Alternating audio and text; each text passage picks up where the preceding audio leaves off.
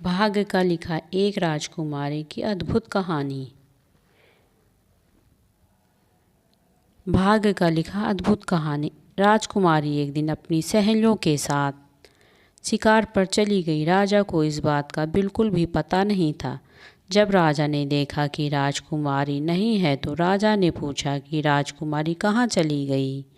सेनापति आया और कहने लगा कि राजकुमारी आज अपनी सहेलियों के साथ शिकार पर गई हैं, जबकि उन्हें ऐसा नहीं करना चाहिए था। राजा को जब यह बात पता चली तो उन्होंने सिपाहियों को भेजा राजकुमारी को वापस लाने के लिए। राजकुमारी अपने शिकार में इतनी मगन हो चुकी थी कि उन्हें यह भी नज़र नहीं आ रहा था कि वहाँ पर एक साधु महाराज जी तपस्या कर रहे हैं। साधु महाराज जी को शिकार समझकर राजकुमारी ने तीर चला दिया और साधु महाराज जी को तीर लग गया। अब राजकुमारी साधु महाराज जी के पास गई और उन्होंने देखा कि साधु जी के तीर लग गया है। उन्होंने माफ़ी मांगनी चाहिए। साधु महाराज जी ने कहा कि अब तुम्हें इस बात की सज़ा मिलेगी। मैं यहाँ पर तपस्या कर रहा था, तुमने मेरी तरफ ध्यान नहीं दिया और मुझे तीर लग गया। राजकुमारी ने बहुत बार विनती की, लेकिन साधु महाराज जी ने उन्हें क्षमा नहीं कर रहे थे। साधु महाराज जी ने अपने मंत्रों को राजकुमारी पर जल से जैसे ही फेंका तो राजकुमारी गिलहरी के रूप में आ गई। राजकुमारी गिलहरी बन चुकी थी और साधु महाराज जी मंत्रों को तैयारी में थे कि तभी वहाँ पर सेनापति आ गए। सेनापति ने बहुत क्षमा याचना की और कहा कि राजकुमारी को माफ़ कर दीजिए। सेनापति ने कहा कि राजा को बहुत दुख होगा। साधु महाराज जी ने कहा, ठीक है, मैं तुम्हारी विनती सुन लेता हूँ। तुम एक काम करना होगा। उस पहाड़ी पर एक ऐसा फूल होता है जिसको जाकर तुम राजकुमारी को खिला दोगे तो वह वैसे ही जैसे रूप में आ जाएगी। और उसके साथ साथ महाराज जी यह कहकर दुनिया से चले गए।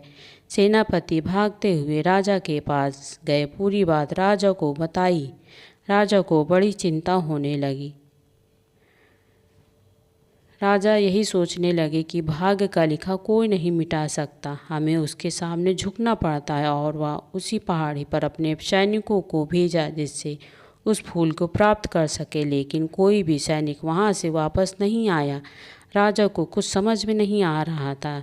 जितने भी आदमी हैं वह फूल को लाने के लिए भेजता, कोई वापस नहीं आ रहा था। राजा को बड़ी चिंता होने लगी क्योंकि वहाँ से कोई भी आदमी वापस नहीं आ रहा था। इस तरह तो कभी भी राजकुमारी ठीक नहीं हो पाएगी। तभी गांव का एक आदमी राजा के पास आया और कहने लगा कि अगर मैं आपकी राजकुमारी को ठीक कर दूं तो आप मुझे अपने राज में नौकरी दे दोगे। राजा ने कहा कि अगर तुम यह काम करते हो तो मैं तुम्हें अभी सेनापति बना दूंगा। आदमी बहुत गरीब था और अपनी समस्या से गुजर रहा था। वह जंगल में गया, उसने बहुत सारी परेशानियां उठाईं, बहुत सारी मुसीबतों को झेला। उसके बाद वह फूल लेकर वापस आ गया और राजकुमारी को खिला दिया, जिससे राजकुमारी ठीक हो गई। राजा प्रसन्न हो गए। राजा ने उसे अपने यहाँ पर नौकरी दे दी। ईमानदार आदमी बहुत आगे तक जा सकता है, इसलिए इंसान को ईमानदार होना बहुत ज़रूरी होता है।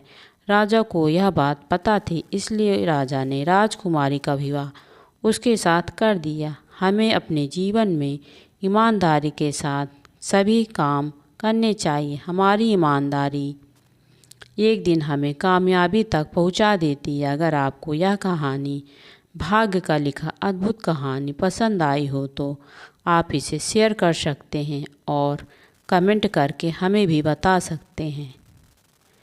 प्लीज़ मेरे चैनल को सब्सक्राइब करिए। धन्यवाद। आदमी का भाग्य हिंदी कहानी। वह आदमी अपने भाग्य से बहुत परेशान हो गया था क्योंकि उसे लगता था कि उसका भाग्य कभी भी अच्छा नहीं होने वाला है। वह परेशान बैठा था। तभी वह देखता है कि एक बाबा आते हैं। वह उससे पूछते हैं कि तुम निराश क्यों हो। वह आदमी कहता है कि मेरा भाग्य अच्छा नहीं है क्योंकि मुझे लगता है जो भी मैं काम करता हूँ वह मुझसे नहीं होता। यह सब कुछ भाग्य की वजह से हो रहा है। बाबा ने उसकी बातें सुनी थी। फिर उससे कहते हैं कि तुम्हें यह नहीं सोचना चाहिए,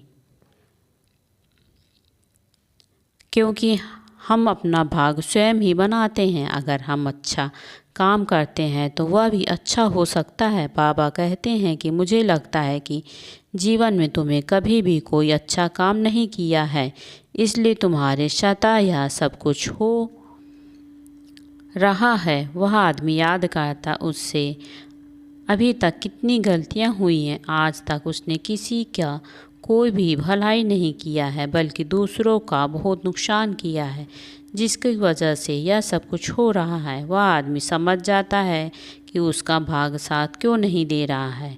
वह बाबा से कहता है, आपने सही कहा है, मैंने आज तक कोई भी अच्छा काम नहीं किया है। बाबा कहते हैं कि हमारा भाग साथ तभी देता है जब हम अच्छा काम करते हैं।